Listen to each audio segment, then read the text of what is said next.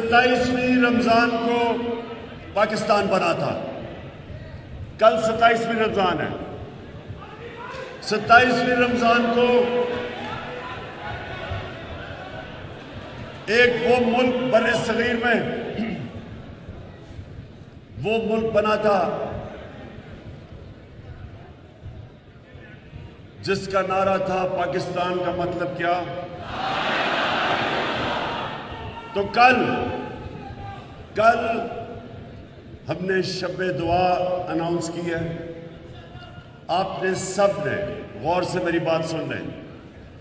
آپ نے اپنے محلوں گلیوں میں ساری جگہ جانا ہے اور لوگوں کو شام کو 10 بجے میں دعا کروں گا. میرے ساتھ ہوں گے مولانا طارق جمیل. ہم اپنے ملک کے لیے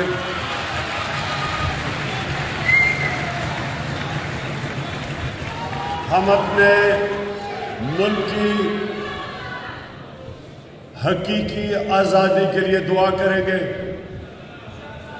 آزادی ملی تھی 75 سال پہلے اور حقیقی آزادی کی تحریک کی کامیابی کی دعا